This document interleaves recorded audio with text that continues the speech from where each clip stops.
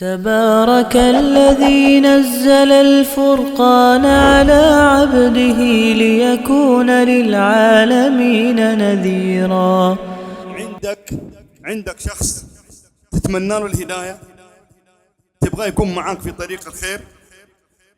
عندك شخص تبغى يصير من أهل الصلاة.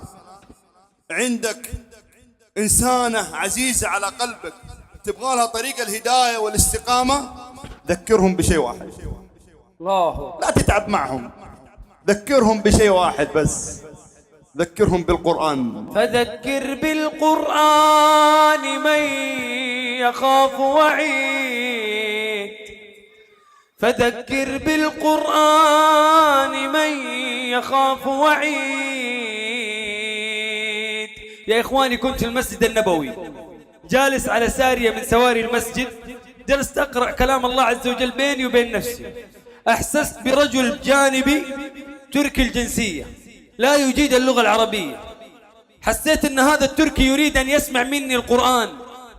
رفعت صوتي وحبرت القرآن، زودت الترتيل شوية، حسنت صوتي من أجل أن يتأثر هذا التركي ويسمع كلام الله عز وجل. فيا أخواني، خلصت صفحة من كتاب الله عز وجل فنظرت إليه فإذا هو يبكي من القرآن ويخرج لسانه ويضرب لسانه بيده. أنا استعجبت من هذا المنظر، حاولت أني أتواصل معاه ما قدرت، ما عرفت إيش هذا قاعد يسوي. فنظرت خلفي فإذا رجل تركي آخر يجيد اللغة العربية ويقرأ كلام الله. قلت لماذا هذا الرجل يبكي؟ قال هذا يبكي من القرآن. قلت هذه سهلة وفهمناها. الشيء الثاني، لماذا يخرج لسانه ويضرب لسانه؟ قال هذا الرجل التركي يخرج لسانه ويضرب لسانه لأنه لا يعرف يقرأ القرآن ولا يجيد اللغة العربية من أجل أن يتمتع بالقرآن. وكذلك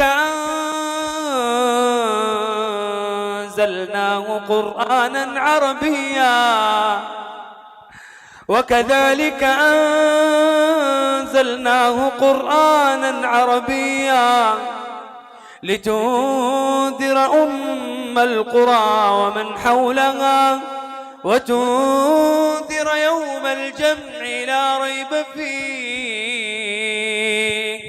فريق في الجنة وفريق في السعير. وإنه لتنزيل رب العالمين، نزل به الروح الأمين على قلبك لتكون من المنذرين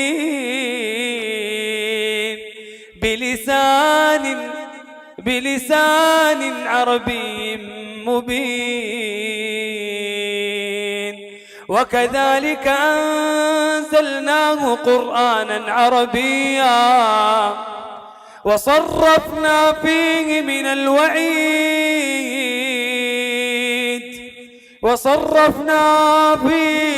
الوعيد لعلهم يتقون أو يحدث لهم ذكرا. القرآن كان سبب في هداية أناس قد يئسوا من حولهم من إسلامهم وهدايتهم.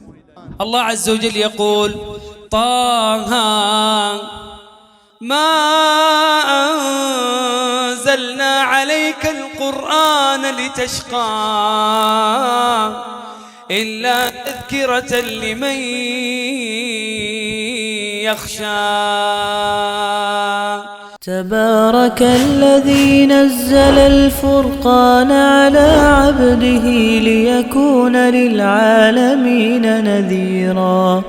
الله أكبر.